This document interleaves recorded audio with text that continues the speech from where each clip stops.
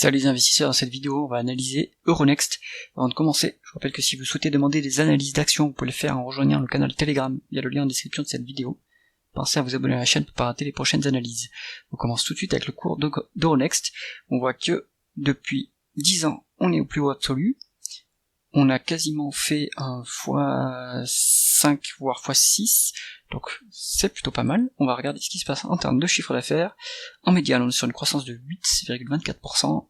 2023 s'est soldé par une croissance de 4%. On voit qu'il y a des acquisitions assez régulièrement, donc le groupe achète des parts de marché, la dernière étant Borsa Italiana, qu'elle est en train de consolider, ce qui explique cette énorme augmentation du chiffre d'affaires. Donc on est sur une croissance plutôt moyenne et avec la croissance organique et des fusions-acquisitions. On regarde les taux de marge de l'entreprise. Le taux de marge brut est à 100%, donc en fait il n'y a aucun coût des entrants, c'est pour ça, à mon avis il n'est pas très pertinent ce taux de marge, mais il faut signaler tout de même que l'entreprise a un monopole sur les transactions financières en France et dans certaines régions du monde, notamment en Europe. Donc le taux de marge d'EBITDA est très stable autour de 54%, c'est très élevé, énorme efficience opérationnelle. Le taux de marge net aussi très élevé à 36%, donc c'est très bon, on est très loin du seuil de rentabilité, entreprise qualitative à mon avis, on le voit rien que sur les taux de marge. On va regarder ce qui se passe en termes de conversion des bénéfices nets en free cash flow. Les free cash flow sont plus élevés que les bénéfices nets, donc on doit déprécier plus que ce qu'on dépense en capital, c'est plutôt bon. Pour valoriser l'entreprise, s'il n'y a pas de dette, on va utiliser les free cash flow. Ce qu'on voit ici, c'est en tout cas très encourageant. On va regarder le ROIC, la rentabilité opérationnelle, là c'est moins bien, on était sur une rentabilité en médiane de 14,5%, et là on se retrouve sur un point bas, on rebondit un petit peu, mais on est sur du 8,27%, donc c'est légèrement plus que la croissance, ce qui veut dire que l'entreprise peut s'autofinancer, mais on est quand même un peu loin de ce qu'on a eu historiquement, donc ça fait un peu moins de free cash flow à distribuer aux actionnaires, mais gageons que ça remonte par la suite, auquel cas ça ferait plus de retour aux actionnaires, j'imagine. On va regarder ce qui se passe en termes de dette nette. Donc, énorme augmentation suite à l'acquisition du rival italien. Depuis, on fait que se désendetter, donc ça c'est très bon. On est endetté à un peu moins de 2 fois les EBITDA, donc le bilan est pas trop lourd, c'est pas mal.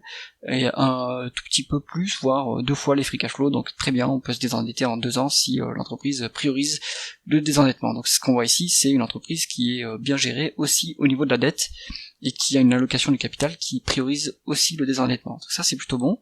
Qu'est-ce qui se passe en termes de distribution aux actionnaires? On voit que on est sur un dossier dividende croissant, donc ça c'est très intéressant.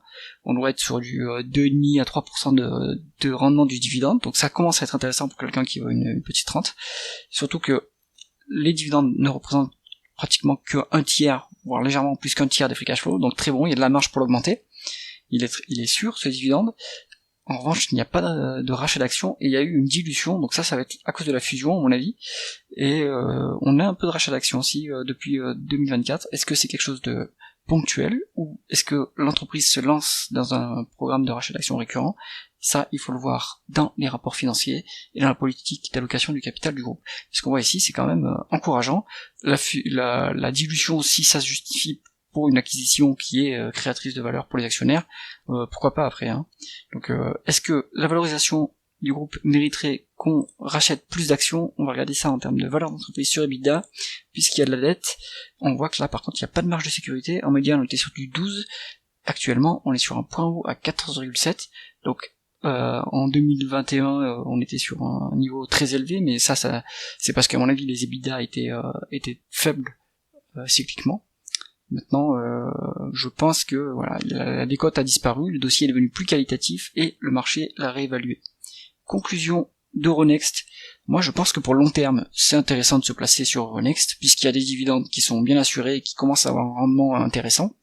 Pour faire de la spéculation plus court terme, par contre, le point d'entrée n'est pas bon parce que la valorisation est plus élevée que la médiane, donc il n'y a pas de marge de sécurité. Donc, Euronext, bon pour du long terme, pour quelqu'un qui aime les dossiers dividendes croissants et sûrs. Pour quelqu'un qui veut faire plutôt une plus-value assez rapidement, c'est moins intéressant.